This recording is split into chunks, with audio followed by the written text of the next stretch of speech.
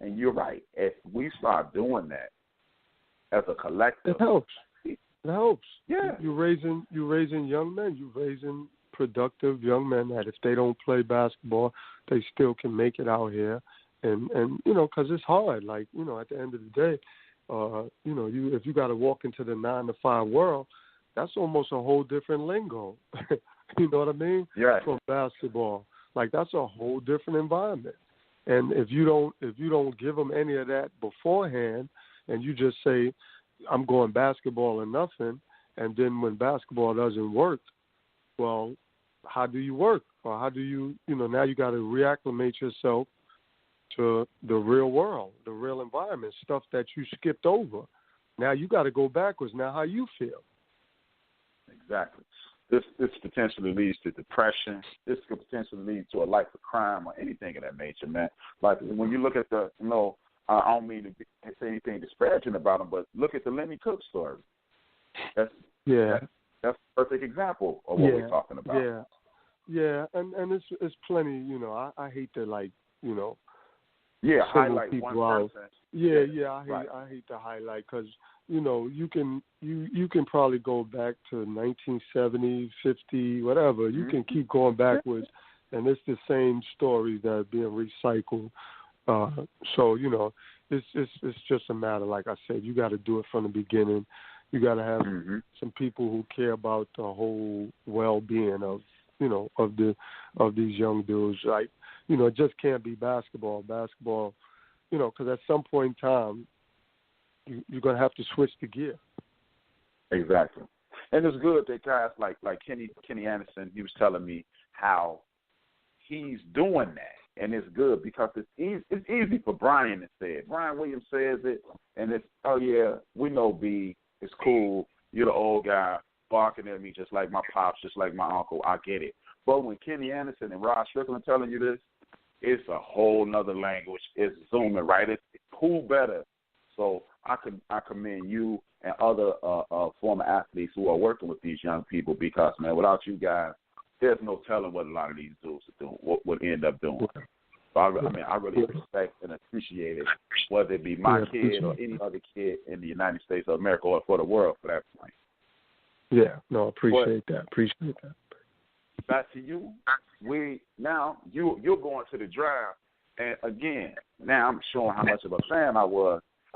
I remember, this is when they first started putting the draft on TV and everything. You're slipping in the draft. You get picked by your hometown Knicks, and if I'm not, I don't want to misspeak, but if I'm remembering this correctly, they booed you at home. Boy, you Talk did to me your about homework. that feeling.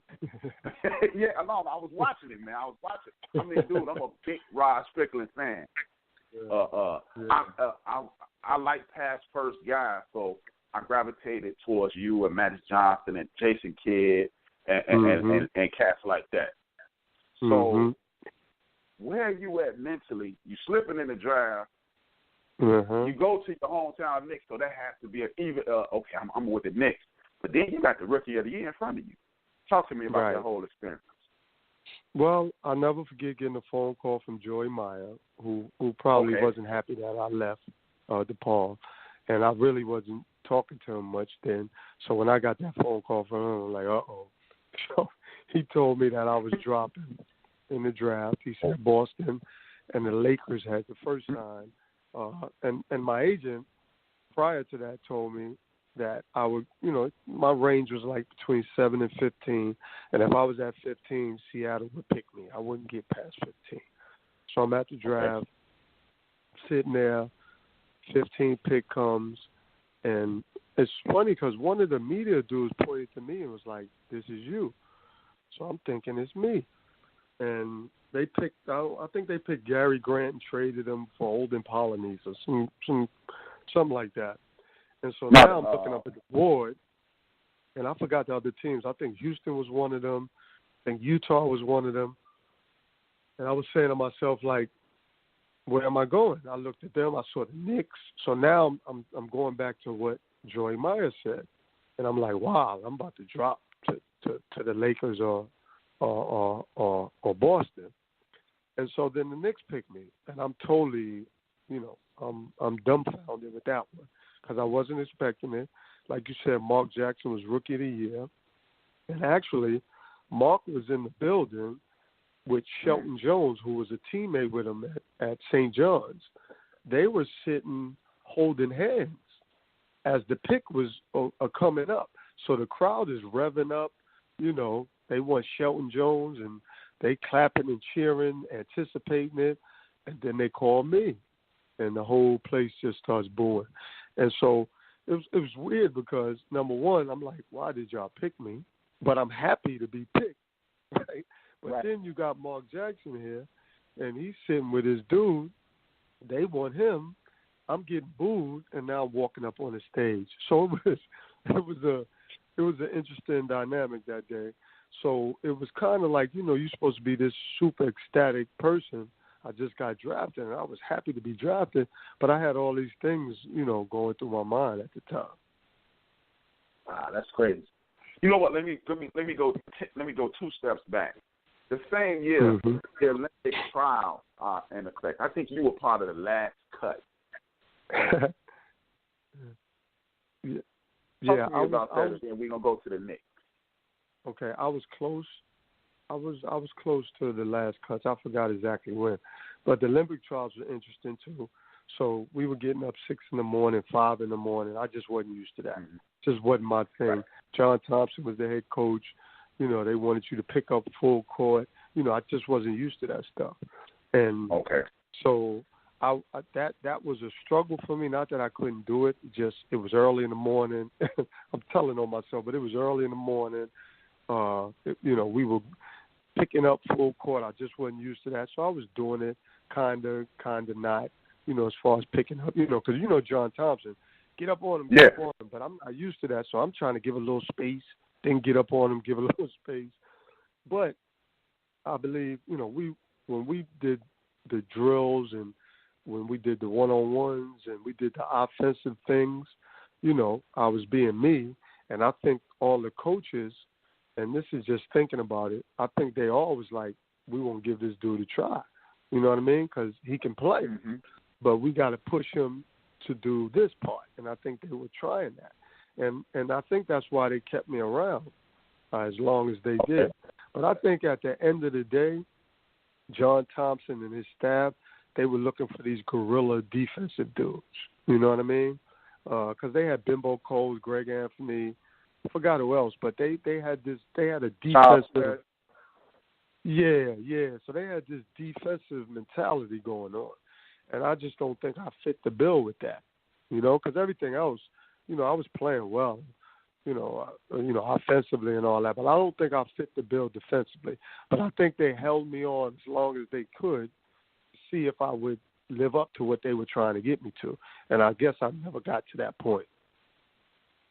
And just as a Rod Strickland fan, kept Charles Smith because that was their guy. You should have been on the team, and I really believe that's just me. Say what you want to say. Well, they needed some offense. They needed some offense. Yeah. So, okay, now we're back with the Knicks. You're drafted. You got a point guard in front of you, Rookie of the Year, who was rooting for his teammate. Your hometown booing you. Now what? Well, no, it was all good after that. Once the initial wore off, it was back to basketball. It was funny because me and Mark had to play against each other, I want to say the next day, or it could have been possibly that same day. We were scheduled, and it just happened to work out this way. We were scheduled to play in a pro summer league the same day, or even the next day. I forgot. It might have been the next. Yeah, so it was right. We were playing. Yeah, I played everywhere all the time. But so we played. We both played really well. It was packed. It was jammed. But after that, it was business. It was back to work, trying to get prepared and ready for the season. I knew it was Mark Jackson. I knew it was Rookie of the Year. I obviously respected him, but I was a young guy like he was. I had played against him. So I felt I was just as good as if not better. I'm sure Mark felt the same way.